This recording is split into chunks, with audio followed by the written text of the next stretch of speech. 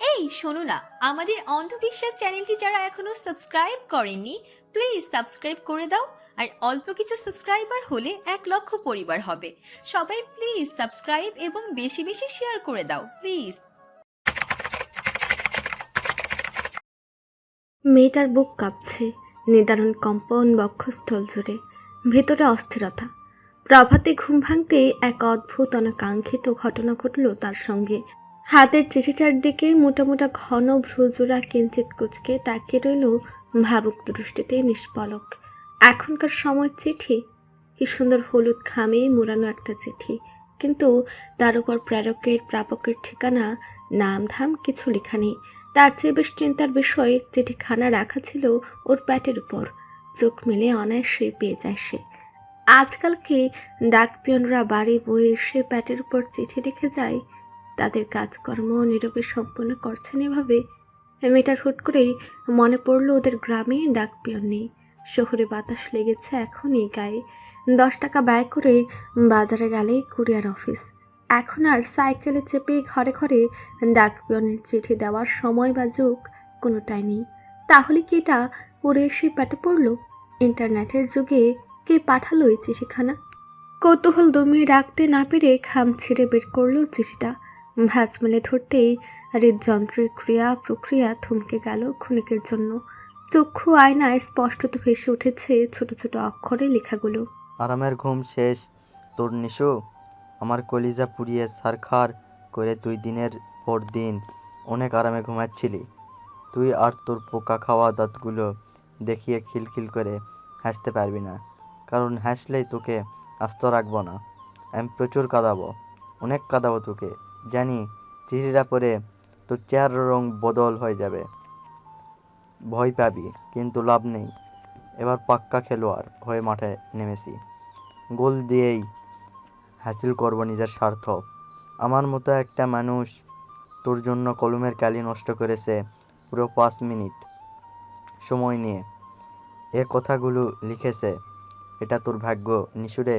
এখন থেকে তুই শুধু চোখে মুখে অন্ধকার দেখবি, আর অন্ধকারের বাতি নিয়ে হাজির হলে আমাকে দেখবি। থ মেরে বসে রইল নিশাত। লম্বা একটা পৃষ্ঠায় এতটুকুই লেখা, তাও কত ভয়ঙ্কর মারাত্মক। এত থ্রেটমূলক বাক্য কে লিখে পাঠালো? তড়িৎ ব্যাগে বিছানা ছাড়লেও ওর ছোট্ট হৃদয় ভয়ের তাড়নায় অত্যন্ত ক্ষুদ্র হয়ে গিয়েছে যেন। সকাল সকাল এ যেন এক আজব কাণ্ড। ছোট্ট রুমটা এলোমেলো দৃষ্টি ফেলে টেবিলের দিকে এগিয়ে গেল। বইয়ের ভাঁজে চিঠিটা লুকিয়ে ওড়না নিয়ে দৌড়ে আসে রান্নাঘরের সামনে। মাঝপথে সাক্ষাৎ হয় চাচাতো বোন পিঙ্কির সাথে। সকালেই আমরা হাতে ছাদের দিকে এগিয়ে যাচ্ছে। হয়তো বাড়ির পেছনের গাছ থেকে পেরেছেন মেঝু কাকা আনোয়ার। গত রাতেই বলেছিলেন আমড়াগুলো বেশ বড় হয়েছে, পেরে ফেললে ভালো হয়। রুকেয়া ব্যস্ত হাতে রুটি বেলছেন। ও মায়ের দিকে দৃষ্টি তাক করে দরজা থেকে উচ্চ স্বরে বলল, আমার রুমে কেউ এসেছিল আম্মু? মেয়ের দিকে বিরক্ত চোখে তাকালেন রুকেয়া। কাজের সময় ডাকলে বড্ড রাগ হয় ওনার। বিরক্তি ছেড়ে বললেন, মকবুল ভাইয়ার মাইয়া টুনি আসছিল তোর কাছে অঙ্ক বুঝতে। ঘুমাস দেখে কতক্ষণ বসে থেকে চলে গেল। এত সকালে? এখন তো ঘড়িতে 7টা বাজে। সবাই কি আর তোর মতো পড়ে পড়ে ঘুমায়? তুই তো বাথরুমে গেলেও ঘুমাস। আজকে পরীক্ষা আছে, তাই তোর কাছে একটা অঙ্ক বুঝতে আসছিল। মুখ লেটকে ফেলল নিঃস্বাদ সঙ্গে সঙ্গে। মায়ের এই বাথরুমে ঘুমানোর খুঁটাটা বোধহয় কখনো যাবে না। মানছে ও একটু বেশি ঘুমায়, ঘুমের তাড়নায় গোসল করতে গিয়ে ঝিমুচ্ছিল একদিন। তখন সে ক্লাস 5-এ পড়ে। বাথরুমের দরজা ভিজে রাখার দরুন অনেকক্ষণ যাবৎ বেরিয়ে না আসায় রুকেয়া ঢুকে পড়েন। ওর ঝিমানোর হাল দেখে এক মগ পানি ছুঁড়ে মারেন মুখে। মা নাকি নমনীয় হয়, অথচ রুকেয়া কত তীক্ষ্ণ তীক্ষ্ণ কথা বলে ওকে। বাথরুমের ওই ঘটনা সমবয়সী বোন পিঙ্কি বাড়ির সবার কানে কানে রটিয়ে দেয়। তারপর থেকে অনেকেই তাকে বাথরুমের ঘুমন্ত পরি বলে সম্বোধন করে। এ নিয়ে পিঙ্কির সাথে ওর তুমুল যুদ্ধও লেগে আছে সেই বয়স থেকেই। ওদের মধ্যে কথা মানেই ঝগড়াঝাঁটি। এটা যে শুধু এই মজুমদার বাড়ি অবধি সীমাবদ্ধ তা নয়, বরঞ্চ গ্রামের অনেকেই জেনে ফেলেছে তাতেও পিঙ্কির ইয়া লম্বা হাত সামিল রয়েছে। রোকেয়া তীর রেখা নজরে চেয়ে সশব্দে ধমকে উঠলেন। কি মুখ না ধুয়ে এখানে দাঁড়িয়ে আসিস কেন? কি এমন কাণ্ড ঘটিয়েছিস সকাল সকাল? ভালোই ভালোই বল, নয়তো আমি রোকেয়া, নিশাতের আম্মু, নিশাতের রগে রগে হাঁটি, কারণ আমি জন্ম দিয়েছি তোকে। মায়ের কথায় থতমত খেয়ে গেল নিশাত। আসলেই মা দুরন্ত চালাক মহিলা। কেটে পড়ার নিমিত্তে তরতর করে বলে উঠল, কিছু না, টেবিলের বই অগোছালো ছিল তাই জিজ্ঞেস করতে এলাম। রাতে আমি বই গুছিয়ে রেখেছিলাম তো তাই। আশ্চর্যজনিত নিঃস্বাদ। চিঠির কথা মা জানলে তাকে বলতো, এমনকি তার খুলে দেখার আগে উনি নিজেই পড়ে ফেলতেন। এ ব্যাপারে কোনো রিয়্যাক্ট করেননি মানে তিনি জানেন না। আর অন্য কাউকে জিজ্ঞেস করলে সৌরভ ভাইয়ার কান অবধি চলে যাবে। চিঠিওয়ালাকে তো পাবে না, উল্টো ওর গাল লাল করে দেবে থাপ্পড় মেরে। কিন্তু কে দিল? চিন্তা চিন্তা করতে মাথা ব্যথা হলো।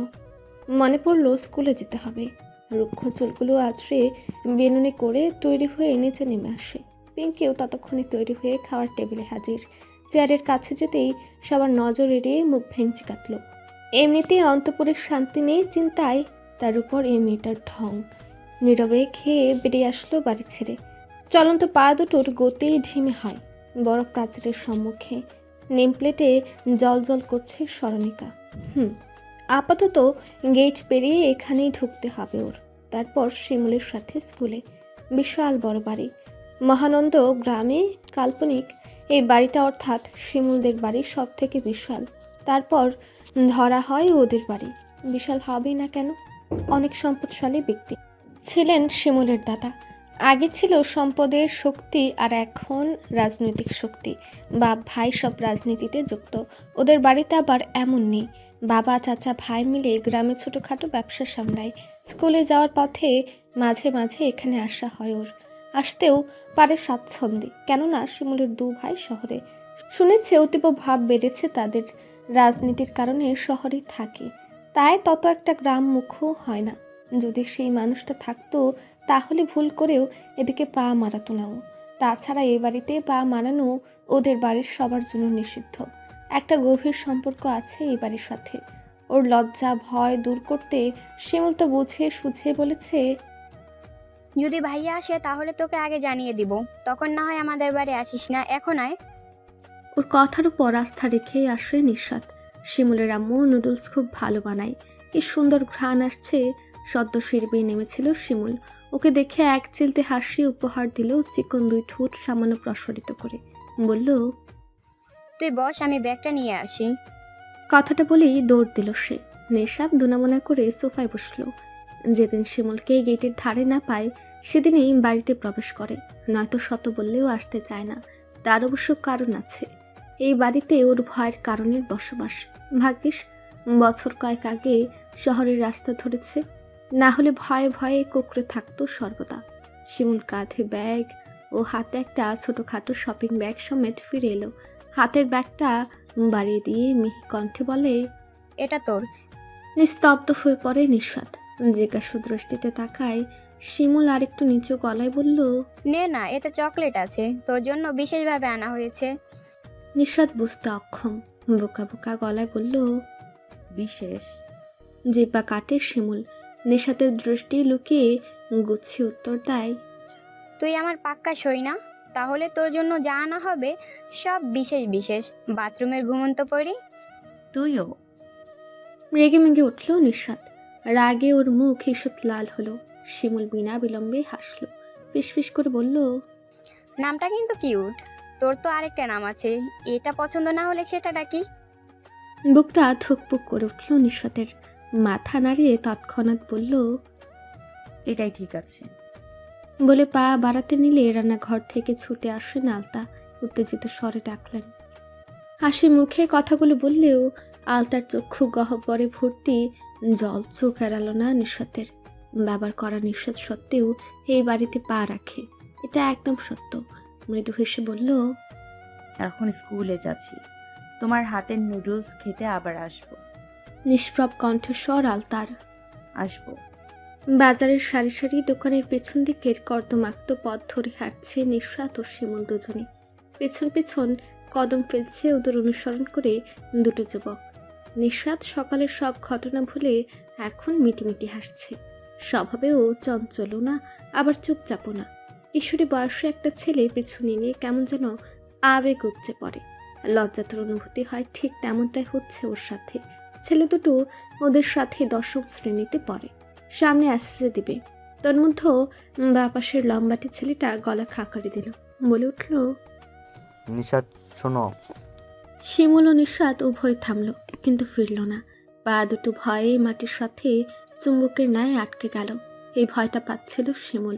নিশাত ভারত দৃষ্টিতে আর চোখে ওর দিকে তাকাতে ইশারায় বলতে চাইল, এটা বলতাম। ঢুক গেলে সামনে তাকালো। বটতলায় পাতা কাঠের চেয়ারে শটান হয়ে বসে আছে লোকটা। আশেপাশে ছেলে পেলে দাঁড়ানো, যেন মানুষটার সেবা যত্নে লেগে থাকতে হবে তাদের। একটু ত্রুটি রাখা যাবে না। রাজনীতিবিদ বলে কথা, তোষামত করলেই লাভ। লোকটার দৃষ্টি ওদের দিকে। কপালে 2 আঙ্গুল ঘষে পাশের জনকে বলে, শিমুলকে বাড়িতে নিয়ে যা। স্পষ্ট শুনে ভারী কণ্ঠটা নিঃশ্বাস। এক বাক্যে সবাই উঠাও। শিমুলও ভাইয়ের মুখের উপর কথা বলার সাধ্য তার নেই, কিন্তু আজ শনি লেগে আছে হয়তো নিশাতের কপালে। লোকটা চেয়ার ছেড়ে উঠে দাঁড়ালো। সাদা পাঞ্জাবির হাতা গুটিয়ে কয়েক ধাপ এগিয়ে আসতেই নিশাত আমতা আমতা করে সালাম দিল। আসসালামু আলাইকুম প্রহর ভাই। অত্যাধিক কম্পন কণ্ঠে প্রহর ঠোঁটছোড়া আলগা করে নিশাতের পেছনে দাঁড়ানো ছেলেদের দিকে তাকিয়ে প্রশ্ন ছুড়ল, তোর অনেস্ট আব্বা জানে তুই ছেলে ঘোরাস? আমার শত্রু জানে তার বোনের প্রেমের বয়স হয়েছে? প্রশ্ন ও দৃষ্টি এলোমেলো করে দিল নিশাত এবং ছেলে দুটোকে। ছেলে দুটো তো পালিয়ে গেল, কিন্তু নিশাত পারবে না, কান্না করে দিল। বলতে লাগলো, আমি কিছু করিনি প্রহর ভাই, ওরা। কান্নার দাপটে কথা বলতে ব্যাগ পোহাতে হচ্ছে ওর।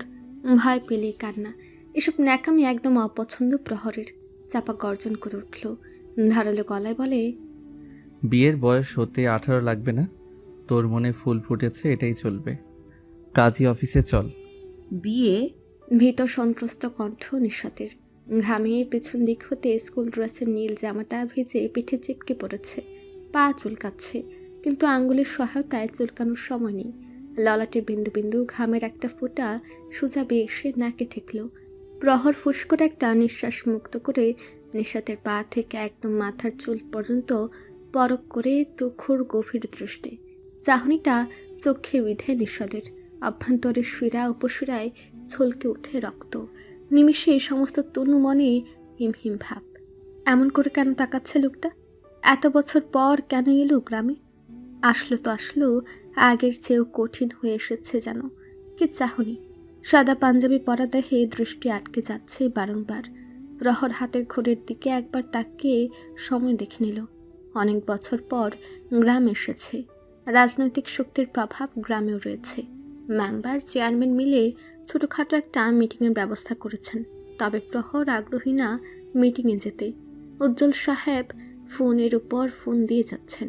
বাবার এমন কাজে প্রচণ্ড বিরক্ত সে। তার গ্রামে ফিরে আসার লক্ষ্য মেম্বারের সাথে মিটিং না, এসবের জন্য উজ্জ্বল সাহেবই আছেন। মোবাইলটা বন্ধ করে নিশাতের দিকে তাকিয়ে ভরাট গলায় বলে উঠল, বিয়ে বুঝিস না? ছেলেগুলোর সাথে প্রেমের জন্যই পিছন পিছন আসাতে মিটমিট হাসছিলি। প্রেম মানে বুঝিস তো? নিশাত নিশ্চুপ। প্রহর দাঁতে দাঁত কেটে আশপাশে দৃষ্টি বোলালো। নিশাত সেটা বুঝবার আগেই হুট করে এক ঝটকায় ওর চিকন হাতটা মুচড়ে ধরল সে। ঠেকালো ওর পিঠের পেছন নিয়ে। ব্যথায় কুকড়ে উঠল মেয়েটা।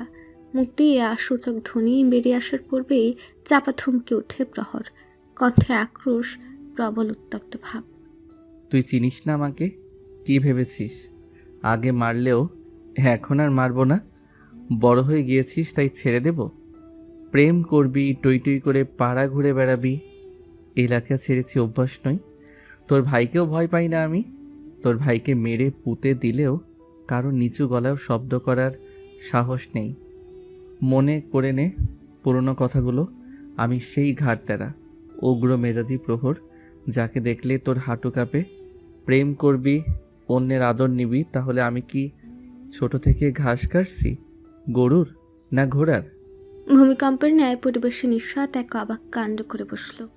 ব্যথা ভয় সব উড়িয়ে দিয়ে এত এত গুরুতর মুহূর্তে প্রহরের শেষ বাক্যে হেসে ফেলল ও। বলে না, স্বভাব সহজে যায় না, ওর বেলায়ও হয়েছে তা। খুব বাজে অভ্যাসে অভ্যস্ত, সিরিয়াস মোডেও হেসে ফেলা। প্রহরের মেজাজ বিগড়ে গেল, হাতটা ঢিল করে দিয়ে টেনে গাড়ির কাছে নিয়ে আসলো। বলল, ওঠ। নিঃস্বাদ হাঁপ চুকে গেল। গাড়িতে উঠবে মানে? বাড়ির কেউ দেখলে আস্ত রাখবে না। এমনিতে ব্যথায় হলদেটে ফর্সা মুখাবের অবস্থা নাজেহাল, ফ্যাকাশে হয়ে উঠেছে। এখন আবার প্রহরের আদেশে ওর কলিজা চুপসে যাচ্ছে। পরিবারের ভয়ের চেয়ে প্রহরের স্বভাব মারাত্মক খারাপ। রাগ উঠলে ঠুসঠাস থাপ্পড়। এই কারণে স্মরণিকা নিবাসে যেতে চাইতো না। বুকের ধুক পুকানি নিয়ে যেত, কারণ স্বয়ং হাজির। হেসে ফেসে গেল, ঢুক গেলে মিনমিন করে বলল, বাসায় যেতে হবে প্রহর ভাই, নয়তো আব্বা বকবেন। আর আমি তোকে বড় বিলে ডুবিয়ে মারবো, যতক্ষণ না দম যাবে নড়ব না। হেসে উঠে প্রহর। নিঃশ্বাস ফেলার আগেই দৌড়ে গাড়ির ভেতরে হুমড়ি খেয়ে পড়ল নিঃশ্বাস। তাড়াহুড়োয় থপ করে পাশের সিটের উপর মুখ থুবড়ে পড়ল। নাকে ব্যথা পেল কিঞ্চিত। বুকটা এত পরিমাণ ধকপুক করছে যে তার আওয়াজ সে নিজেও শুনছে স্পষ্টত। নিজেকে সামনেই ঠিক হয়ে বসলো তাড়াতাড়ি করে। লজ্জায় মাথা কাটা যাওয়ার উপক্রম। প্রহর পাশের সিটে বসে বলে উঠল, যাক, ভয় পাচ্ছিস আমাকে? পরক্ষণেই গাড়ি স্টার্ট দিয়ে জিজ্ঞেস করে, কত বছর গোসল করিস না রে নিশু? এত বাজে গন্ধ আসছে তোর গা থেকে। এখনো কি না গোসল করে বাথরুমে ঘুমিয়ে চলে আসিস? মুখের রঙের বদল হলো নিঃস্বাথের। এই কাহিনী ওর পিছু ছাড়বে না, একদম না। প্রহর ভাইও ছাড় দিল না, এক আকাশ সম লাজে জর্জরিত করলো। আসলেই অতিরিক্ত ঘামে গা থেকে উদ্ভট গন্ধ আসছে। একটা মানুষের সঙ্গে এত বছর পর দেখা হয়ে এমন পরিস্থিতি মানা যায়? অন্যান্য মানুষের ফুপাতো ভাইগুলো এমন করে? কথায় কথায় মারে, শরম দেয়? এত নির্দয় প্রহর ভাই আর কারো না হোক। ও মনে মনে দোয়া করে। ছোট থেকে করে আসছে। মাঝে 3 বছরে শান্তি ছিল, তাও শেষ হয়ে গেল কোনো এক সময়। কার কথা? নিশাদ তখন 6ষ্ঠ শ্রেণীর ছাত্রী। শরৎকাল চলছিল। প্রহর ভাই এসেছিল গ্রামে, ভার্সিটি বন্ধ থাকায়। এসে ওকে শিমুলকে দিয়ে ডেকে নিয়ে 2-3টা বসিয়ে দিল গালের সপাটে। তারপর কিছু না বলে প্রস্থান করে। শক্ত হাতের থাপ্পড়ে ও কেঁদে কেটে মাটিতে বসে পড়ে। শিমুল প্রচণ্ড ভয় পায় ভাইকে। সেদিন মেরেই চলে গেল, কিন্তু কারণ বলল না। সবাইকে আদর করে, শিমুলকেও আদর করে, পিঙ্কিকেও, কিন্তু ওর সাথে কেন অমন করে এটাও জানে না নিঃশ্বাস। ওকে প্রহর ভাইয়ের চক্ষু বিষ। হুট করেই ষষ্ঠপূর্ণ দেহ কাছে আসাতে ঘুর থেকে ছিটকে বেরিয়ে আসেও। প্রহর ওর খুব কাছে, অত্যন্ত নিকটে। হাত এগিয়ে আনতেই ভয়ার্ত হয়ে ওঠে। কিছু করছেন? প্রহর টেনে টুনে সাদা স্কার্ফটা খুলে ফেলল। মুহূর্তে নিঃশ্বাস সেটে যায়। চিৎকার করে উঠবে সেই সময় চোখ রাঙালো সে। চুপ, চিল্লাবি না। ছোটবেলায় শুধু হাফ প্যান্ট পরে আমার সামনে আসতি, এখন তুই বড় হয়েছিস, সেটাও আমি দেখতে পাচ্ছি। তোর ইজ্জত হরণ করার ইচ্ছে আমার নেই, কারণ পেটুক মামুর প্যান ঘ্যান ঘ্যানানি আমার সহ্য হবে না। কথাটা বলে স্কার্ফটা গলায় পেঁচিয়ে দিল। পুনরায় বলে, এখন একটু শান্তি পাবি? সত্যি ভালো লাগছে। চুলগুলো ঘেমেই মাথাটা ধরেছিল খুব। প্রহর দুদিকে জানালার কাজ তুলে দিয়ে এসি অন করে দেয়। নিশা তার চোখে তাকালো উজ্জ্বল শ্যামলা চেহারায়। কঠিন মুখভঙ্গির প্রেমে পড়ে হয়তো প্রতিদিন অনেক রমণী। রাজনীতিবিদ প্রহরের উপর প্রেমে পড়ার কত শত গল্প শুনে শিমুলের থেকে ফেসবুকে কত পোস্ট দেখে। আচ্ছা, প্রহর ভাইয়ের বউ কে হবে?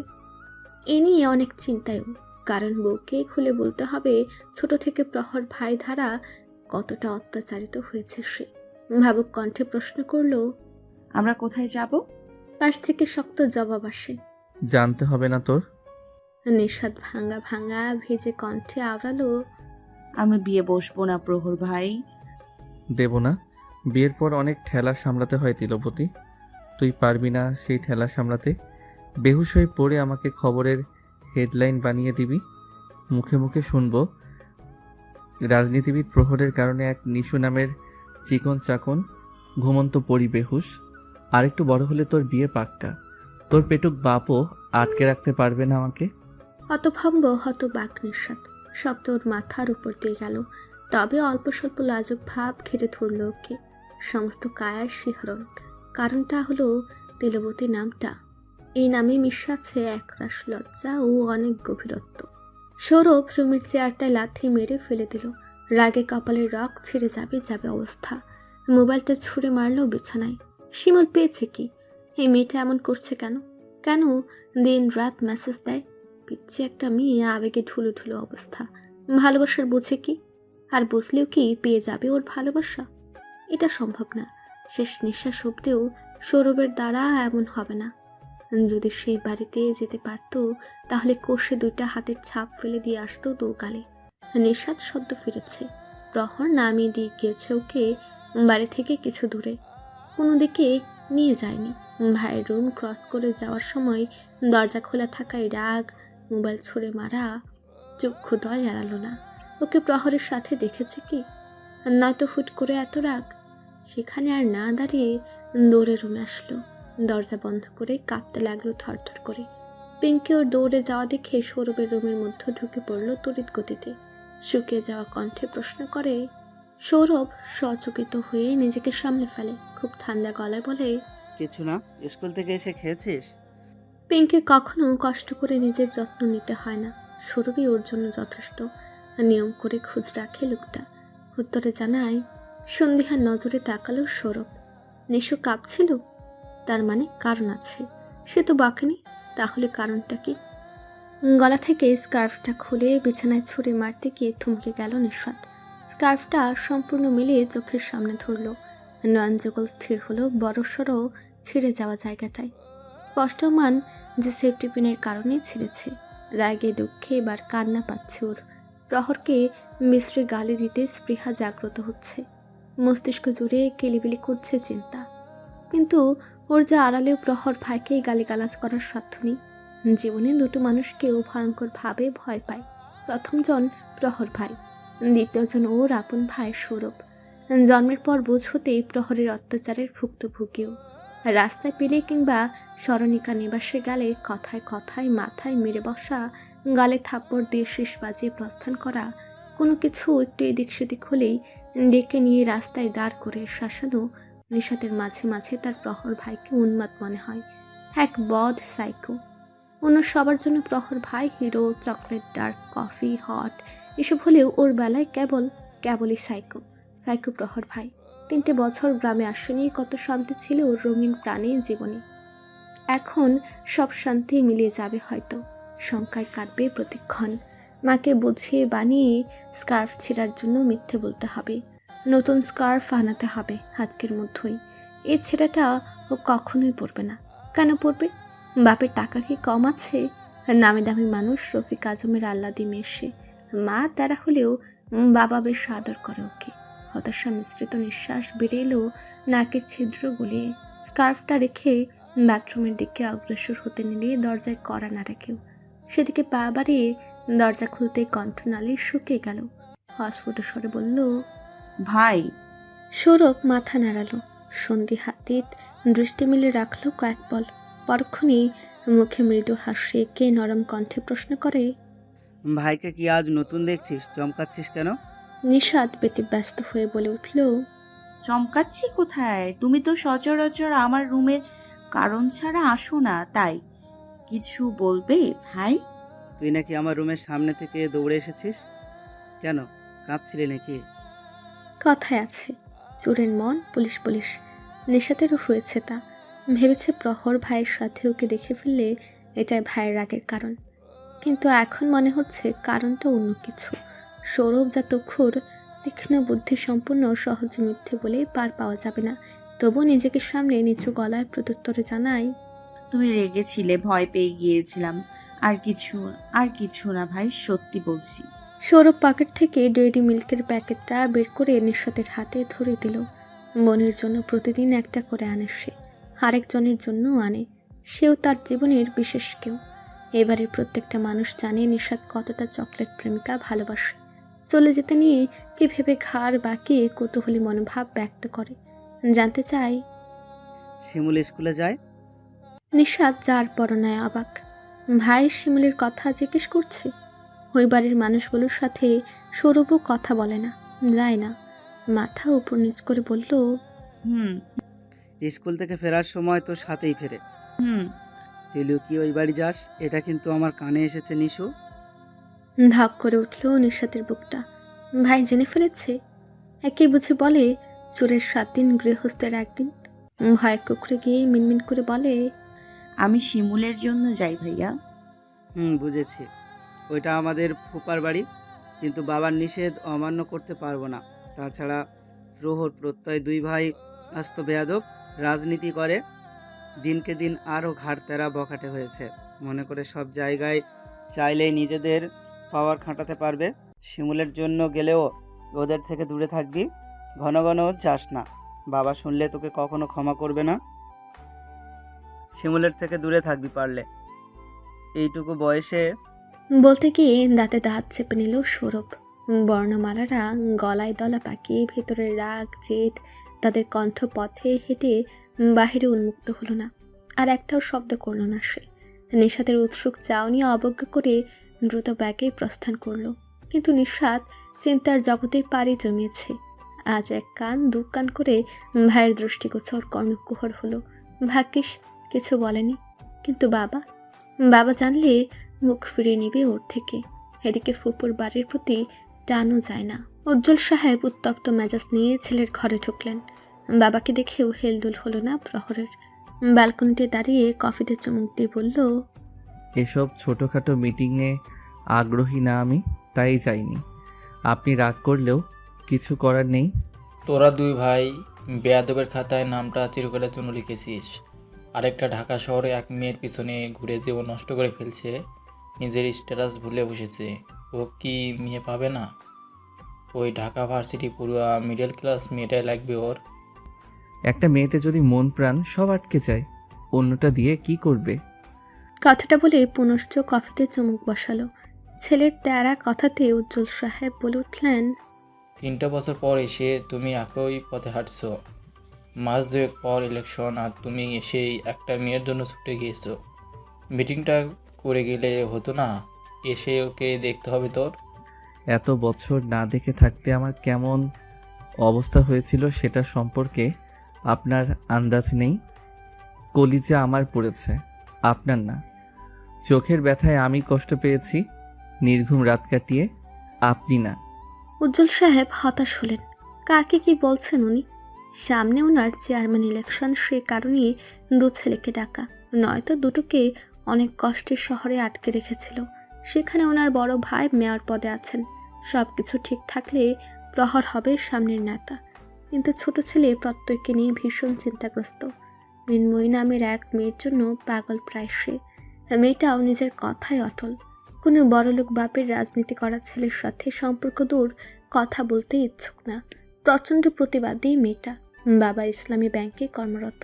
তিনি ছেলের পাগলামিতে একবার প্রস্তাব নিয়ে গিয়েছিলেন, কিন্তু সোজা সাপটা সবার সামনে না করে দেয় মেয়েটা।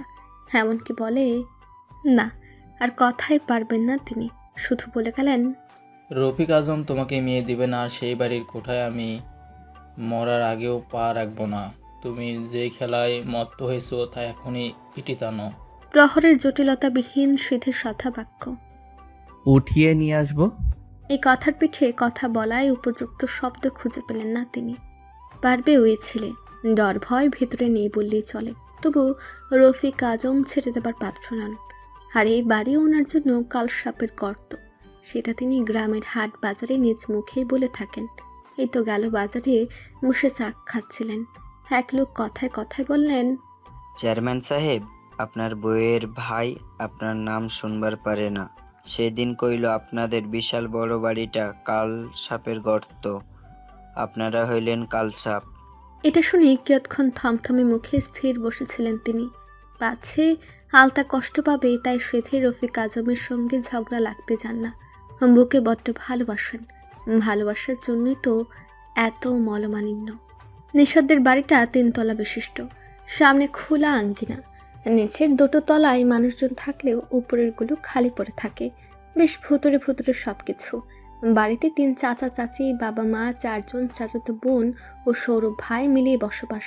তার ছোট ফুপু এখানে থাকেন। বিয়ের 2 মাসের মাথায় বিধবা হন তিনি। তারপর আর বিয়ে বসেননি। সে থেকেই বাবার বাড়িতে থাকেন। রফিক আজম চেয়েছেন ছোট বোনের জীবনে আরও একবার রঙিন প্রজাপতি ফুলের সুবাস এনে দিতে, কিন্তু নিশাতের ছোট পপু ছিলেন নারাজ। শুভ্র জীবনকেই আপন করে নিয়েছেন তিনি। বাড়ির ডান দিকে গোয়ালঘর, পেছন দিকে পুকুর। পুকুরের পাড়ে বসেই নিশাতের দিনের অনেকখানি সময় কাটে। বলতে গেলে এটা ওর ভালো লাগার একটা অংশ। গোধূলি লগ্ন পেরেছে সে কখন। নিশাত গলায় উন্না ঝুলিয়ে তিরিং বিরিং করে এলোমেলো পা ফেলে বাহিরে এলো। এসে দেখে ছোটোখাটো আয়োজন চলছে আঙিনায়। মাছ কাটার আয়োজন। বাড়ির ছোট বড় সব আনন্দিত চোখে মাছ কাটা অবলোকন করছে। ঘরের এক কোণে ঝুলন্ত বাতিটা টিমটিমে হলদেটে রোশনি ছড়াচ্ছে আঙিনায়। সেই দ্বীপটিতে রুকিয়া ও পিঙ্কির মা মিলে 3টি বড় বোয়াল মাছ নিয়ে বসেছেন।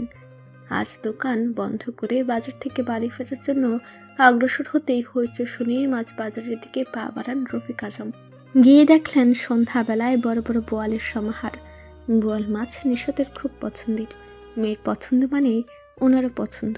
মেয়ে হাসলে যেন ওনার অভ্যন্তরে অনাবিল প্রশান্তির সমীরণ বয়ে যায়। মেয়েকে দেখা মাত্র রুকিয়া ভারী গলায় বললেন, তোর আব্বাকে চা দিয়ে আয়। আচ্ছা। শোন, নিশাত মান্য বাধ্য মেয়ের মতো করে বলল, বলো। তোর ছোট চাচাকেও দিস, সেই বিকেল থেকে তার ঘরে বসে। আচ্ছা। যেতে যেতে নিশাত ওর ছোট চাচার কথা ভাবতে লাগলো। বোঝার পর থেকে দেখে আসছে এই মানুষটা বেশ শান্ত, দৃঢ়, চাপা স্বভাবের। পুরো দিন গ্রামের প্রাইমারি স্কুলে মাস্টার হয়ে কাটায়, রাত্রির প্রহরটা নিজের সাজানো গোছানো লাইব্রেরিতে। বয়স ওনার 35 কিংবা 36 হবে, কিন্তু এত বছরের জীবনটা বড্ড একার। তিনি নিজ দায়িত্বে সঙ্গী করে নিয়েছেন বই পুস্তককে। চা বানিয়ে প্রথমে বাবার ঘরে উকি দিল, দোকানের হিসেব করছেন তিনি। অতীব নীরবে সম্মুখের টেবিলে চায়ের কাপ রেখে বেরিয়ে আসলো ফটাফট। হিসেবকালে বাধা বাবার বিরক্তির কারণ। আর একটা কাপ হাতে নিয়ে ক্ষুদ্র কক্ষটার সম্মুখে এসে দাঁড়ালো। আস্তে করে ডাকে, কাকা। কারোর স্মরণালী হতে গম্ভীর সম্মতি আসে। টালমাটাল পায়ে ভেতরে এসে টেবিলের উপর কাপটা রাখলো। আগ্রহবশত একটুখানি চোখ উঁচিয়ে চাইতেই ভাসমান হয় একটা খামের উপর লেখা নিরু নামখানি। লেখা দেখেই বোঝা গেল বেশ পুরনো। গভীর নজরে নিবদ্ধ ছোট কাকার সেই খামের উপর লেখা নামটাই। ও আর কিছু না ভেবে বেরিয়ে আসলো। আচ্ছা, কে এই নিরু? কাকা কখনো বিয়ে কেন করেনি? এখনো কত সুন্দর, এখনো বিয়ে করানো যাবে। নিশাদের মাঝে মাঝে ইচ্ছে করে তার রবিন কাকার জন্য সুন্দর টুকটুকে একটা টমেটোর মতন লাল বউ আনতে, কিন্তু ভয়ে বলতে পারে না। এত বড় ঘরে একা একা ভালো লাগছে না। পুকুর পাড়ে গিয়ে বাতাস খেলে মন্দ হয় না। সেই ভেবেই দ্রুত গতিতে পা বাড়ালো। সাথে নিত্যসঙ্গী মোবাইলকে আনতে ভুলেনি। পায়জামা কিঞ্চিত গোড়ালি থেকে উপরে উঠিয়ে ঘাটে বসে পানিতে পা ডুবিয়ে দেয়। মোবাইলটা হাতে নিয়ে মেসেঞ্জারে ঢুকলো। শিমুলকে মেসেজ লিখলো একটা, বড় বিল পেয়েছি, কাল কাশ বাগানে যাবি? রিপ্লাই আসার আগেই নাশরন্ধ্রে সিগারেটের উদ্ভট বিশ্রী গন্ধ এসে ঠেকল। ঘাড় বাঁকিয়ে চাইতেই তীব্র গতিতে ছুটতে আরম্ভ করে হৃদস্পন্দন। কণ্ঠনালী ভ্যাদ করে আসে, প্রহর ভাই। প্রহর হাতের সিগারেটটা ফেলে জুতা দিয়ে চেপে ধরল। গায়ের জ্যাকেটটা খুলে হাতে নিয়ে আদেশমূলক বাক্য ছুড়ে মারে, এদিকে আয়। ভীতু নেত্রে চেয়ে চেয়ে নিঃস্বাদ ঘাট ছেড়ে উপরে উঠে আসে। হাসতেই হাতের ছোট শপিং ব্যাগটা ওর হাতে দিয়ে প্রহর ভ্রুযুগল কুঞ্চিত করলো। এক হাত দূরত্ব নিঃশেষ করে আকস্মাৎ চলে এলো অতি নিকটস্থে। বক্ষস্পন্দন প্রায় থমকে গেল ওর। প্রহর আলতো ঝুঁকে পড়ল ওর গলার কাছটায়। সর্বাঙ্গে তপ্ততা ছড়িয়ে পড়ে দ্রুত ব্যাগে। খুব করে বলতে চাই, প্রহর ভাই। চুপ। গায়ে লোশন মেখে এসেছিস, রাতের বেলায় সেজেও আছিস, কার জন্য? নিঃস্বাদ জবাব দিল না। চোখ মুখ কুচকে কম্পনরত কণ্ঠে পাল্টা প্রশ্ন করে, আপনি এখানে কি করছেন? প্রহর হাসল, নিঃশব্দ হাসি। কাট কাট গলায় উত্তরে জানালো, চুমু খেতে এসেছি। তোদের বাড়িতে কি চুমু বিতরণ করা হয়? নিঃস্বাদ পারছে না মাথায় হাত দিয়ে মাটিতে জায়গা দখল করে রাখা দুর্বা ঘাসের উপরে বসে যেতে। কানের পাতায় প্রহরের নিঃশ্বাসের উষ্ণ ধোঁয়া, বেসামাল কথা ওর সমগ্র কায়ায় সুর তুলছে। কিশোরী প্রাণী আবেগী সুর, রণঢাক বাজছে হৃদয়স্থে। শিরশির করছে রন্ধ্রে রন্ধ্রে। তখনও প্রহর ওর দিকে ঝুঁকে আছে। কিসব বলছেন উনি? প্রহর তার দিকে ঝুঁকে থাকায় ওর মুখশ্রী প্রহরের কর্ণধারে মিনমিন করে লজ্জা মিশ্রিত কণ্ঠস্বরে বলে, চুমু বিতরণ করা যায় নাকি প্রহর ভাই? তাহলে অহেতুক প্রশ্ন করিস কেন? তোর হাতে একটা প্যাকেট দিয়েছি, তার মানে সেটাই দিতে এসেছি। শুধু শুধু প্রশ্ন করিস। সাহসও দেখছি বাড়ছে দিন দিন। নিষেধের অন্ধকারে দুটো দেহ একে অপরের অতীব কাছাকাছি। মুক্ত পরিবেশে বাধাহীন সমীরণের খেলা চলছে। নিষেধের ছুটি বাঁধা চুলগুলো তোড়জোড় করে চলছে উন্মুক্ত হবার নিমিত্তে।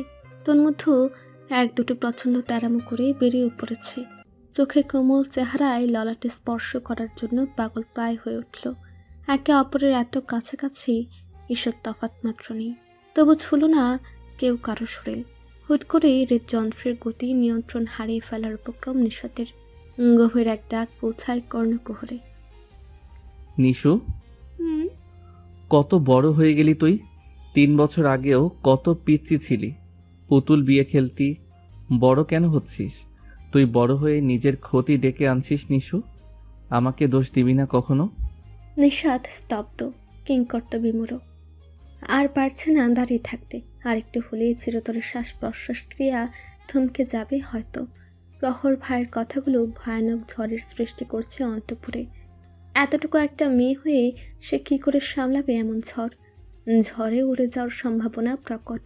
সরে যেতে নিলে চাপা গলায় ধমক আসে শ্রবণ গ্রন্থিতে। নড়বি না? নিষেধের পেছানো বা পাটা নিমিশে আগের জায়গা দখল করে। কলিজা একটুখানি হয়ে যায়। ভয় ভয় কণ্ঠস্বর ওর। কেউ দেখে ফেলবে। আমি কি তোর সাথে প্রেম করছি যে কেউ দেখে ফেলবে? ভয় পাচ্ছিস? নিশা তৎক্ষণাৎ মাথা নেড়ে বলে উঠল নির্মস্বরে। বাড়ির কেউ দেখে ফেলবে। প্রহর তাচ্ছিল্য গলায় বলল, আমার পরিবার, তোর পরিবার বহুত অন্যায় করছে আমাদের সাথে, বুঝলি? যত কাণ্ড ঘটালো তোর ফুপু আর আমার মামু। মাঝখান থেকে ফাঁসলাম আমরা। একদিন মামুজানকে কঠিনভাবে ফাঁসিয়ে দেব, দেখে নিস। নিশতের মস্তিষ্ক সজাগ হলো। চট করে প্রশ্ন করল, আমার আব্বাকে ফাঁসাবেন কেমন? প্রহর বিরক্ত হলো। কথার পিঠে কথা অসহ্য লাগে তার। হাত তুলে ঠাস করে মারল নিশতের মাথায়। আকস্মিক এহেন ঘটনায় ব্যথাতুর আর্তনাদ করতে গিয়েও নিশত থমকে গেল পরিস্থিতি বিবেচনা করে। এগুলোর অভ্যাস আছে ওর ছোট থেকে। এই নির্দয় লোকের হাতের মার খেতে খেতেই তো এতটুকু হলো। মাঝের বছরগুলো সব কিছু নীরব ছিল, এখন আবার শুরু। প্রহর উত্তরে বলে ওঠে, মামুর ভাগিনা মামুর মেয়ের একমাত্র জামাই হলে। মাথায় মৃদু যন্ত্রণা, তার উপর পেঁচানো বাক্য শ্রবণ হতে সব কিছু এলোমেলো হয়ে গেল নিশতের। কিছুই বুঝল না। ভাবভঙ্গি অত্যন্ত বোকা বোকা। প্রহর তীক্ষ্ণ চোখে সবটা দেখে বলল, মাথা ঢলতে হবে না, ঢং কম কর। এত জোরে দেইনি আমি, কানটার একটু কাছে আন আমার। নিশাতের জিজ্ঞেস করতে ইচ্ছে জাগে, এত কাছে আছি আর কত কাছে নিব প্রহর ভাই? কিন্তু করল না। পরে দেখা যাবে আরেকটা মেরে বসেছে। কি শক্ত হাত! আস্তে মারলেও মনে হচ্ছে যেন মাথার খুলে উড়ে যাবে। রাজনীতি করে নিশ্চয়ই, মারপিট করে। স্বরূপ ভাইয়া বলেছে রাজনীতিবিদরা বেয়াদব হয়, গুন্ডা হয়। কথাগুলো যেন হাড়ে হাড়ে ফুলছে। প্রহরের জলজান্ত উদাহরণ। একটুখানি উঁকি দিয়ে দুই দেহের মধ্যবর্তী সামান্য, অত্যন্ত সামান্য যে ফাঁক ছিল, সেটা নিঃস্বাদ দূরে দূরে বুক নিয়ে এগিয়ে গিয়ে নিঃশ্বাস করে ফেলল। শরীরের উত্তাপে পায়ের নিচ জ্বলতে আরম্ভ করে। পিটপিট চাউনিতে নিজেকে আবিষ্কার করে প্রহরের বুকে। নিজের ভেতরকার অবস্থা বুঝতে অক্ষম। মন শুধু বলছে আজ প্রহর ভাইয়ের সান্নিধ্য অন্যরকম লাগছে ওর। অনুভূতিটা কেমন দলবদ্ধ হয়ে ছুটছে দিশেহারা অজানা পথে। গান শুনবি নিশু? অবিশ্বাস্য চাহনি নিক্ষেপ করল। তবে সেই চাহনি অন্ধকারে মিলিয়ে গেল। এত বছরে সে শুনেই গেল লোকটা ভালো গান গাইতে পারে, কিন্তু কখনো সে পাগল করা সুর ওর শোনার সৌভাগ্য হয়নি। যে এই মেজাজওয়ালা মানুষ বলতে ভয় করে, আজ সুযোগটা লুফে নিল। তড়ি ঘুরে করে প্রত্যুত্তর করল, দুধে আলতা গায়ে বরণ রূপ যে কাঁচা সোনা, আঁচল দিয়া ঢাইকা রাইখো চোখ যেন পড়ে না। আমি প্রথম দেখে পাগল হইলাম, মন তো আর মানে না। কাছে আইসো আইসো রে বন্ধু, প্রেমের কারণে। নিচু স্বরে গানটা গাইতে গাইতে সরে গেল প্রহর। বলে উঠল, নিজেকে কিভাবে উদ্ধার করবি ভাবতে থাক তিলবতী। নিঃস্বাদ নিস্তব্ধ প্রহরে ডুবে গেল। দেখল সিগারেট জ্বালিয়ে পুকুর পাড় দিয়ে সোজা হেঁটে প্রহরে চলে যাওয়া। ওদের বাড়িটার পেছন দিকে কোনো প্রাচীর নেই, ধানি জমি গাছপালা পুকুর থাকায় পেছনের দিকে দেয়াল দেয়নি বাবা। সামনের দিকে নামে মাত্র গেট দেওয়া, রক্ষা প্রাচীর বলতে কিছু নেই। অনায়াসে বাড়ির উঠোনে চোরের পদচরণ পড়ার সুযোগ রয়েছে, তবে রফিক আজমের ভয়ে কেউ পা মারায় না এদিকে। হয়তো অদূরে কাঁচা রাস্তায় প্রহরের গাড়ির আলো দেখা যাচ্ছে, কিন্তু ওর মনটা এখনও সেই গানেই নিমজ্জিত। কপলদ্বয়ে তাপ অনুভব করছে সে। প্যাকেটটা হাতে নিয়ে সলজ্জে সবার দৃষ্টি লুকিয়ে ঘরে আসলো। ভাগ্যিস আজ রাত্রিবেলায় কেউ পুকুর পাড়ে যায়নি, আর নয়তো অন্য সময় সৌরভ যায়। যদি প্রহরকে বাড়িতে কেউ দেখত, তাহলে তুমুল যুদ্ধ লেগে যেত নিশ্চিত। যুদ্ধে রাজা হতেন বাবা, গ্রামের উঠে যেত। যুদ্ধের নাম হতো মামা ভাগ্নে যুদ্ধ। কিন্তু একটা প্যাকেট দিতে নেজে আসলো প্রহর ভাই। কেমন আছে ওতে? ঝটপট প্যাকেটটা খুলল নিঃস্বাদ। একটা সাদা স্কার্ফ বেরিয়ে এলো, সাথে একটা অয়েন্টমেন্ট। সঙ্গে সঙ্গে মোবাইলে বার্তার শব্দ আসে। অয়েন্টমেন্ট লাগেনি সাথে, লাল হওয়া জায়গাটায়। তোকে একটু স্পর্শ করলে যদি এই দশা হয়, বাকি সব কিভাবে হবে বলতো? কে বললো তোকে এমন সুন্দর হতে? আমি না থাকায় সুযোগে কি মেখে ফর্সা হয়েছিস কে জানে। আগে তো পাতিলের তলার মতো কালো ছিলি, কালিনী। অধৈর্যরা আলগা করে অপলক অনিমেষ তাকে রইল নিঃস্বাদ মোবাইলের স্ক্রিনে। কথার ধরনে বুঝতে ব্যাগ পোহাতে হলো না এটা প্রহরের মেসেজ। ও কোন দিন কালো ছিল, ফর্সা হয়ে বা কি দোষ করলো, আর বাকি সব কিভাবে ওর দ্বারা কি বুঝিয়েছে। এমনিতেই ছোট মাথা, ছোট বয়সে এত কিছুর মানে কেমনে বুঝবেও। স্কার্ফ আর অয়েন্টমেন্টটা গুছিয়ে সকালের চিঠিটা বের করলো, হিসেব কষলো। মাথা মোটা বলে আজ কত কষ্ট করতে হচ্ছে ওর। কেন যেন মন বলছে চিঠিটা প্রহর ভাই দিয়েছে, উনি ছাড়া ওকে এভাবে কেউ বলে না, থ্রেট দেয় না। কিন্তু প্যাটের উপর আসলো কিভাবে? মা বলেছিল সকালে গ্রামের নামকরা বাবুর্চি মকবুল মিয়ার ছোট মেয়ে টুনি আসছিল। কেমন রহস্য রহস্য গন্ধ বের হচ্ছে। এখন টুনি হলো এই রহস্যের সমাধান। প্রত্যয় প্রভাতের সূচনা হতে না হতেই বেরিয়ে পড়ল গাড়ি নিয়ে। আজ যে করে হোক মৃন্ময়ীকে ধরতে হবে। গত 4 দিন ধরে তাকে দেখতে পাচ্ছে না। বাড়ির কাছেও ঝুঁকি দিয়ে সে লাভ হয়নি। এই মেয়ের জন্য সারাদিন রাত হন্য হয়ে ছুটে বেড়ায়, তবুও নিরুদ্বেগ মেয়েটা। গতকালও চাচার কাছে ধমক শুনেছে। আজকাল রাজনীতিতে সময় দিচ্ছে না, সারাক্ষণ একটা মেয়ে মেয়ে করে জীবন নষ্ট করে ফেলছে। কিন্তু সে কাউকেই বোঝাতে পারছে না, মেয়েটাকে না পেলে ওর জীবন নষ্ট হয়ে যাবে, থমকে যাবে। নীলে ঢালা গেঞ্জিটা পরে রাস্তার মোড়ে সে গাড়িতে হেলান দিয়ে দাঁড়িয়ে রইল। অপেক্ষা এখন মৃন্ময়ীর। প্রতিদিন ঠিক 6টায় এই পথে হাঁটে মৃন্ময়ী। গন্তব্য কোথাও না, তবে 2 বান্ধবীকে সাথে নিয়ে ভোর লগ্নে হাঁটতে বেশ ভালো লাগে ওর। তিমু ও কাজলের সাথে মাঝে মাঝে 2-1টা কথা বলছে। এরা দুজন ওদেরই বাড়িতে ভাড়াটে হিসেবে থাকে। পরিচয় ভার্সিটিতে। দুজনের বাড়ি কিশোরগঞ্জ। সময়টা শরৎকাল, চারিদিকে কুয়াশা। শীতের আগমন ঘটবে ঘটবে ভাব ধরণী তলে। প্রকৃতির নির্জীব রূপ দুটো সময় দেখে মৃন্ময়ী। এক দিনের প্রাতকালে, আরেক শীতকালে। কথা বলতে বলতে মোড়ে এসে 3 জোড়া পা থমকে যায়। অল্প স্বল্প আবছা কুয়াশায় উস্কো খুস্কো চুল, ঘুমে ফোলা ফোলা চোখ নিয়ে আগুছালো হয়ে দাঁড়িয়ে থাকা প্রত্যেককে দেখে বিরক্তিতে পাশ কাটিয়ে চলে যেতে চাইল সে। কিন্তু তার আগেই সম্মুখে এসে পথ আগলে দাঁড়িয়ে যায় পুরুষের দেহ, কণ্ঠে তীব্র রাগের ছোঁয়া। কোথায় ছিলে তুমি? ভার্সিটিতে আসছো না কেন? মৃন্ময়ী ওর দৃষ্টিতে চক্ষু নিবদ্ধ করল। সেকেন্ড, মিনিট কেটে গেল, অথচ চাহনি একটুও টলেনি। কঠিন গলায় জবাব দিল, আপনার জন্য। পথ ছাড়ুন। এমন করছো কেন? কিছুটা নরম করল প্রত্যয় কণ্ঠস্বর। তাতে আশকারা পেল মৃন্ময়ী। দ্বিগুণ জ্বলে উঠল, বলল, কি করছি? ভার্সিটির বড় ভাই বলে যথাযথ সম্মান পাচ্ছেন, আমার পথ ছাড়ুন। লজ্জা করে না একটা মেয়ের এত অবহেলা সত্ত্বেও পিছু পড়ে থাকতে? না, করে না। শক্ত জবাব প্রত্যয়ের। মৃন্ময়ী ছাড় দিল না, একটু ভয় পায় না ও। মুখের উপর বলে বসল, বেহায়া।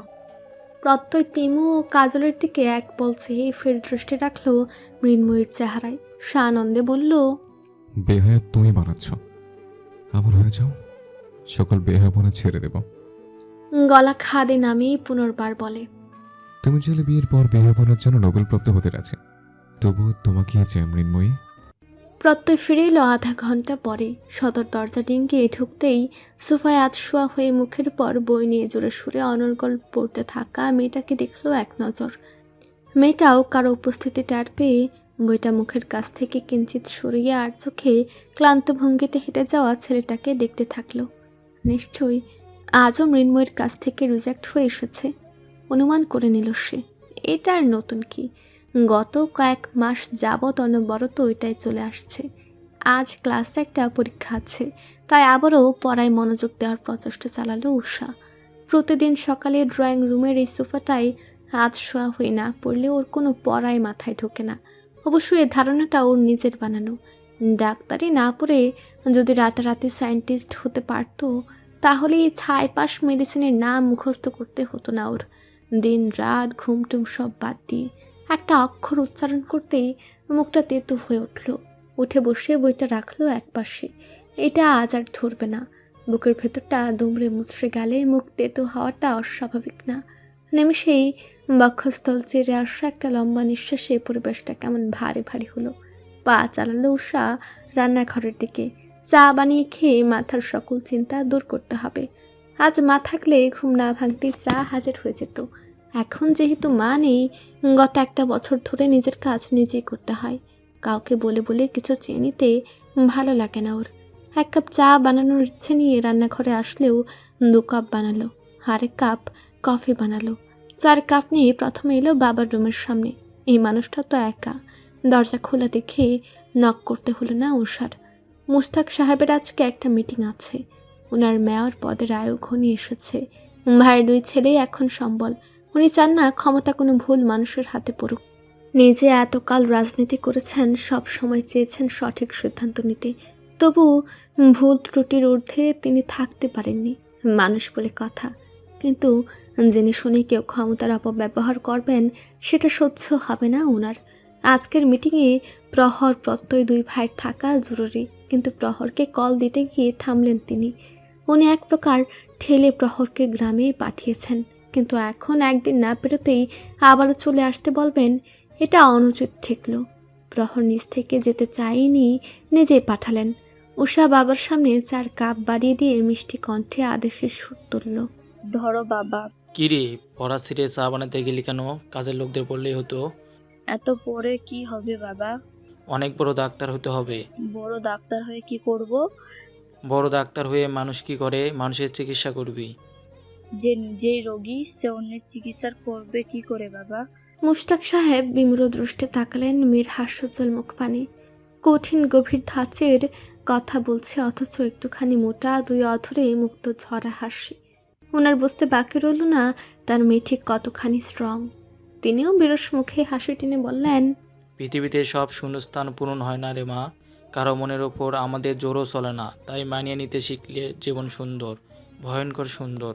জানি বাবা, প্রত্যয় ভাইয়ের জন্য কফি বানিয়েছি, ঠান্ডা হয়ে যাচ্ছে, আর একটু থাকলে বরফ হয়ে যাবে, পরে আমার মুখে মেরে বসবে। মৃন্ময়ের ওপর জেদের শিকার আমি হয়ে যাব। আসি। উষা তাড়াহুড়ো করে পা চালিয়ে প্রত্যয় রুমে ঢুকলো। ইতিমধ্যেই সুষ্ঠুপূর্ণ দেহ বিছানায় এলিয়ে দিয়েছে প্রত্যয়। উপর হয়ে শুয়ে আছে। ব্যাটসাইড টেবিলে কফির কাপটা রেখে ও একটু হেয়ালি করলো। আজও ব্যর্থ হয়ে ফিরেছেন বুঝি, ব্যর্থ প্রেমিক? প্রত্যয় বালিশ থেকে মুখ তুলে তাকায় তাৎক্ষণিক। চাহনি রসপূর্ণ, গর্জে উঠল সে। চোখের সামনে থেকে যা। উষা কেঁপে উঠল, মৃদু বিড়বিড় করলো, এটা না বললেও রেসপন্স করতে না, তাই বাধ্য হলাম। কফি ঠান্ডা হয়ে যাচ্ছে। তোর কফি তুই গেল। নির্ময়ই বানিয়ে দিল ঠিকই, গিলে নিত। অত্যন্ত নিচু কণ্ঠে কথাটা বলল উষা। গটগট করে বেরিয়ে পড়ল। প্রত্যয় সবসময় ওর উপর রাগ ছাড়ে। শুনেছে মানুষ তার রাগ বিশেষ মানুষের উপর দেখায়, কিন্তু সে তার প্রত্যয় ভাইয়ের বিশেষ কেউ না। প্রত্যয় ভাইয়ের সমগ্র সত্তা জুড়ে কেবল মৃন্ময়ী নামের মেয়েটার বসবাস।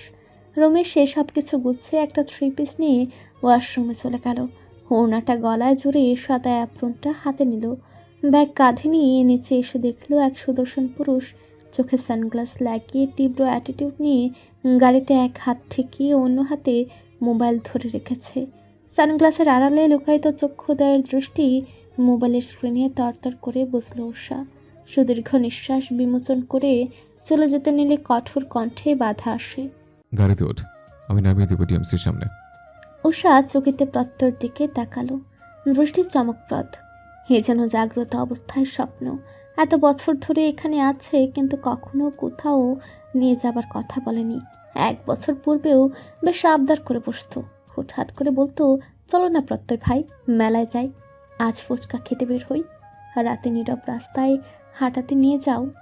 কিন্তু যেদিন থেকে মৃন্ময়ের আগমন ঘটেছে, ও যথাসাধ্য চেষ্টা করে প্রত্যয়ের কাছ থেকে দূরত্ব বজায় রাখার। প্রচণ্ড ব্যাগে তুফান আসলে আসুক হৃদয় মাঝে, তবু প্রত্যয় সুখী হোক। আকস্মিক মন চায় মৃন্ময়কে বোঝাতে, বলতে, আমার প্রত্যয় ভাইকে একটু ভালোবাসো মৃন্ময়ী, তোমাকে না পেয়ে অনেক কষ্ট পাচ্ছেন। বুকের ভেতরটা কেমন করে জানো? কেমনে জানবে? জানতে হলে ভালোবেসে দেখো। ভালোবাসাটা যেন ভয়ঙ্কর হয়। ক্ষীণ স্বরে বলল, আমি যেতে পারবো। প্রত্যয় মোবাইলটা পকেটে রেখে গাড়ির দরজা মেলে দুর্বোধ্য হাসল। গাড়িতে উঠুন মিস উষা। মেয়র সাহেবের মেয়েকে গাড়িতে উঠিয়ে যদি আমার পদোন্নতি হয়, সে আশা বিফলে যেতে দেবেন না ম্যাম। অধমকে সক্ষম হতে সাহায্য করুন। উষা নরম ধাঁচের মেয়ে, চঞ্চলতা ওর মধ্যেও বিরাজ করে না। কেউ একটু মায়াময় সুরে ডাকলেই ওর হৃদয়স্থল নড়ে ওঠে। ময়ূরের ন্যায় পেখম মেলে নাচতে ইচ্ছে করে। তবে এ যাত্রায় বিব্রত বোধ করছে ও। বিহ্বল হয়ে প্রশ্ন করে, কী সব বলছেন? প্রত্যয় আদরের স্বরে জবাব দিল, গাড়িতে উঠে বসে সকালে ধমকেছি, তার জন্য সরি। আয়, তোকে নামিয়ে দেবো মেডিকেলে। এতক্ষণে কথার মানে মস্তিষ্ক ধরতে পারল। উষার ছুটে গিয়ে বসে যেতে মন চাইছে। পুরনো অনুভূতি মাথা চারা দিয়ে ওঠে, কিন্তু নিজেকে ধাতস্থ করে নিল। একটু একটু তাড়ামো করে উচ্চ স্বরে বলে উঠল, আমার বয়ফ্রেন্ড আছে, তোমার সাথে গেলে ব্রেকআপ হয়ে যাবে, পরে ডাক্তার বোর্ড নাও পেতে পারি। তোমার মতো রাজনীতিবিদ ছ্যাঁকাখোর প্রত্যয় ভাইয়ের আমার খুব খুব অপছন্দ। কথাগুলো বলে দৌড়ে গেট পেরিয়ে গেল। রিক্সা পেয়ে ঝটপট উঠে বসলো। হোক না বাবা মেয়র, সিধে সাধা জীবন ওর অত্যন্ত প্রিয়। কি করবে জাঁকজমকপূর্ণ জীবন নিয়ে? ভালোবাসার মানুষকে না পাওয়ার যন্ত্রণা নিয়ে তার বাঁচতে হবে চিরকাল। দুচোখ ভরে সেই মানুষটার সান্নিধ্যে দেখতে হবে অন্য এক অপরূপ রমণীকে। বিষাদ বিষাদ, এত বিরস কেন চারপাশ? আজ প্রত্যুষে মুষলধারে বৃষ্টি নেমেছে মেদিনীতে। সেই সুবাদে স্কুলে যাওয়ার নিঃস্বাদ সাইনবোর্ড টানায় রুকেয়া বেগম। নিঃস্বাদ বৃষ্টিতে ভিজে কনকনে ঠান্ডায় কাঁপতে কাঁপতে স্কুলে যেতে এক পায়ে খাড়া, কিন্তু রুকেয়া কোনো মতেই দিলেন না। আর পেছনে একটা কারণ রয়েছে। যতবারই বৃষ্টিকালে স্কুলে যাওয়ার চেষ্টা করেছে নিঃস্বাদ, মাঝপথে বোয়াল মাছ ধরে বাড়ি ফিরে এসেছে। এটা ওর ছোটোবেলা থেকে অভ্যাস হয়ে গিয়েছে। মানুষ শেষে বলে বেড়ায়, নিঃস্বাদ ছোটোবেলায় ভালো করে হাঁটা শেখেনি, হাঁটতে পারে না। মেয়েকে নিয়ে প্রখর চিন্তা রুকেয়ার। সেদিনও বোয়াল মাছ নিয়ে বাড়িতে এসেছিল। এত বড় মেয়ে, রাস্তাঘাটে পিছলে পড়লে মান সম্মান থাকে? গ্রামের মানুষজন যা একটু একটা মেয়েকে সেজে গুজে বেরোতে দেখলে ফিসফিসের বন্যা বয়ে যায়। এমন হলে মেয়েকে ভালো ঘরে দিতে পারবেন না। বড় হয়েছে 2 দিন বাদে কলেজে উঠবে, গ্রামে এতটুকুই পড়ালেখা ঢের। ভার্সিটিতে পড়ার জন্য নিঃস্বাদকে শহরমুখী করার কোনো ইচ্ছে ওনার নেই। পাত্র পছন্দ আছে। 10 পাসটা করলেই রফিক আজমের সম্মুখে পাত্রের গুণগানটা গাইবেন বলে ঠিক করে রাখলেন। কিন্তু নিঃস্বাদের মনে জল, কারণ শরৎকালে হুটহাট হাজির হওয়ার বর্ষার কারণে শুভ্র কাশবনে দুঃখরা বাসা বেঁধেছে। নই পড়েছে কাশফুল, দুলছে না হয়তো মনের সুখে। আজ আর যাওয়া হবে না, তার বাহিরে রোদ উঠেছে। বিষণ্ণ মনে ওর অভিলাষ জাগ্রত হয় মিষ্টি পান খাওয়ার। চুলটা খোপা করে বিছানা ছাড়ল, বইয়ের ভাঁজ থেকে 20 টাকার নোটটা বের করে ছুটল মায়ের ঘরের দিকে। দরজার আড়াল থেকে ওকে দিতেই দেখে রোকেয়া কাঁথার সেলাই করছেন। সেটাই বুঝি মোক্ষম সুযোগ। মা একবার কাঁথার সেলাই মনোনিবেশ করলে দিন দুনিয়া ভুলে বসেন। এটা ভারী শখের কাজ তার। টাকা নিয়ে রাস্তায় আসতেই টুনিকে পেয়ে গেল, পায়ে কাদা মেখে অন্য বাচ্চাদের সাথে খেলছে। ওকে ডেকে ঘুষ দেওয়ার নাম করে সঙ্গে বাজারে নিয়ে আসে। একটা চকলেট দিয়ে চিঠির কথা বের করা যাবে, কিন্তু বাজারের কাছাকাছি এসেই দম বন্ধ হবার অভিপ্রায় তার। চাহনি নিশ্চল, চোখের পলক পড়ছে না। ধরে আসা গলায় মিনমিন করলো, না না না, এটা করবেন না প্রহর ভাই। নিঃস্বাদের গ্রামের এক পরিচিত কুসুম আপা বলেছেন। নিঃস্বাদ তখন ক্লাস 7-এ পড়ে। বিভিন্ন বিষয়ে প্রবল কৌতূহল ওর। কুসুম আপা কথাটা সমাপ্তি টানা মাত্র জিজ্ঞেস করলো, কি করবো আপা? কুসুম আপা হাতের পানটা মুখে পড়ে বলল। নিঃস্বাদ আগ্রহী হয়ে ওঠে, চোখে বিস্ময়, অবিশ্বাস্য চোখে তাকে ফের প্রশ্ন করে, সত্যি? কলেজ পড়ুয়া কুসুম আপা গ্রামের বড় আম গাছটায় টানানো দুলুনিতে বসে সায় জানিয়ে উত্তর দেয়। কুসুম আপার বিয়ে হয়ে গিয়েছে শহরে, জামাই পেশায় প্রাইমারি স্কুলের শিক্ষক। নিশাত এখনও তার বলা কথাগুলো ভুলল না। এই 2-1 বছরে ও আড়ালে 3 বার মিষ্টি পান খেয়েছে। মা যদি পান খেতে দেখে তাহলে রক্ষে নেই। তবে ওর এখনও রতন জর্দাটা টেস্ট করা হলো না। শুনেছে এটা দিয়ে পান খেলে নিজেকে মাতাল মাতাল লাগে, কিন্তু আজ যে ওর কষ্টের পরিমাণ গভীর। প্রত্যাশা করে ব্যর্থ হলে সেদিন কষ্টের সমুদ্র সৃষ্ট হয় অন্তর্দাসে। অবর্ণনীয় কষ্টে কাটে প্রতিটা মুহূর্ত। কত সুন্দর প্ল্যান করলো কাশবনে যাওয়ার, সবই বিফলে। এখন পান না হলে চলবেই না। সম্ভবপর হলে আজ রতন জর্দা সমেত পান খাবে বলে ঠিক করলো। অথচ কে জানতো বাজারের মুখে সে এমন আতঙ্কগ্রস্ত হতে হবে। হয়তো সুস্পষ্ট চোখে ভাসছে শ্বেত পাঞ্জাবি পরিধান করা প্রহরকে সৌরভের দিকে এগিয়ে যেতে। ঠোঁটের কোণে সুপ্ত হাসি। এটা চোখে পড়তেই 2 পা মাটিতে আটকে গেল নিঃস্বাদের। নড়ছে না এক বিন্দু, দৃষ্টি অনর ভয়ার্থ। প্রহর ও সৌরভ মুখোমুখি মানে বিশাল কাণ্ড। বছর 4 পূর্বেকার ঘটনা। আলতাফুপুর একটা বিষয় নিয়ে দুজনেই রাগারাগি থেকে মারপিটের পর্যায়ে চলে যায়। সেই বেলায় প্রহরের শক্ত পেশিবহুল হাতের খুশিতে সৌরভের অধর কেটে তরল লাল বর্ণ বেরিয়ে আসে। মনে মনে প্রচণ্ড ক্ষিপ্ত হয় রফিক আজম। প্রহরের সঙ্গে তিনি কথা পর্যন্ত বলেন না। সেবারও একখানা শব্দ ব্যয় না করে নিশ্চুপে সৌরভকে নিয়ে উপজেলার স্বাস্থ্য কমপ্লেক্স মুখী হন। নিঃস্বাদ ভেবে পায় না ওর বাবার এত ধৈর্য কেন, কিভাবে পারে হুলস্থুল কাণ্ডগুলো চুপচাপ হজম করতে। রাগের ছিটে ফুটারও বহিঃপ্রকাশ হয় না ভুলবশত। টুনির হাতে টাকাটা ধরে দিয়ে শঙ্কিত কণ্ঠে আওড়ালো নিঃস্বাদ, তুই পান আনতে পারবি? তোর জন্য চকলেটও আনিস। চকলেটের কথা কর্ণধার হতেই টুনি খুশিতে লাফিয়ে উঠল, সরব করে বলল, আনমু নিশু আপা, তুমি দাঁড়াও। বলতে দেরি দৌড়ে বাজারের ভেতরে চলে যেতে 1 মিনিটও বেশি নষ্ট করল না টুনি। নিঃস্বাদ নিজের জায়গা ছেড়ে বাজার থেকে দক্ষিণের তেঁতুল গাছের নিচে সে দাঁড়িয়ে রইল। এটা ওদের বাড়ি যাওয়ার পথে পড়ে। বুকটা টিপ টিপ করছে, অবিন্যস্ত লাগছে সব কিছু। যদি কোনো হট্টগোল বেঁধে যায়, ভাই ও প্রহর ভাই আবার মারামারি করলে। ভাবতে ভাবতেই মস্তিষ্কের সমস্ত ধারণ শক্তি যেন কমে আসছে। এতটুকু মাথায় কত বড় বড় চিন্তার সমাহার। বিপন্ন চোখে ডান দিকে তাকাতেই তড়াক করে লাফিয়ে উঠল হৃৎপিণ্ড, স্পন্দন লাগামহীন। প্রহর আসছে, পেছনে টুনি, হাতে ওর মোটামুটি বড় একটা কাগজের পলিথিন। উজ্জ্বল শ্যামবর্ণের লোকটা যতই আসছে সন্নিকটে ততই রুদ্ধশ্বাস অবস্থা নিঃস্বাদের। ভেতর হাঁসফাঁস করছে। পানি পান করতে পারলে শুষ্ক স্বর্ণালীতে শান্তি মিলত। প্রহর তীক্ষ্ণ নজরে নিঃস্বাদকে দেখল। মেয়েটার চেহারা রক্তশূন্য, অধৈর্যটা শুকিয়ে ফেটে গেছে। নতবদনে মৃত্তিকায় চেয়ে স্থির। কঠোর তেজে কণ্ঠের প্রশ্নে অঙ্গ প্রত্যঙ্গেই কাঁপুনি ছুটে গেল নিঃস্বাদের। মাথা তুলতে হিমশিম খাচ্ছে। আজকে হয়তো রেহাই মিলবে না। প্রহর ভাই কিভাবে জানলো ও পান খায়? নিশ্চয়ই এর পশ্চাতে টুনির হাত। অস্থির মাখা গলায় জবাব দিতে সক্ষম হলো না। স্রেফ মাথা উপর নিচ করল। নিমেষে একটা তপ্ত বাক্য শ্রবণ নালীতে প্রবেশ করে। মাথা তোল। কার সাধ্য আছে এমন সব আদেশ অবজ্ঞা করার? নিষাদ অনতিবিলম্বে সোজা হয়ে দাঁড়ায়, ভীতু আঁখি দয় মেলে ধরে সামনের যুবকের দিকে। প্রহর মোবাইলটা বের করে কাকে যেন বলে। একটা চেয়ার নিয়ে আয় বাজারের যাওয়ার পথের তেঁতুল গাছটার কাছে। নিষাদ উকি দিয়ে প্রহরের পেছনে ঠায় দাঁড়িয়ে থাকা টুনিকে দেখতে চায়। তখনই প্রহর বলে, তেঁতুল গাছের নিচে বস। কেন? নরম কণ্ঠ ভ্যাদ করে প্রশ্নাত্মক শব্দ বের হয়ে আসে। অবাক নয়নে চেয়ে আছে নিঃস্বাদ। প্রহর রেগে মেগে উঠল, হুমকি ধামকি দিল। নিয়মিত ভালোবাসার গল্প শুনতে এবং পড়তে আমাদের অন্ধবিশ্বাস চ্যানেলটি সাবস্ক্রাইব করে পাশে থাকা বেল আইকনটি ক্লিক করুন। ধন্যবাদ সবাইকে।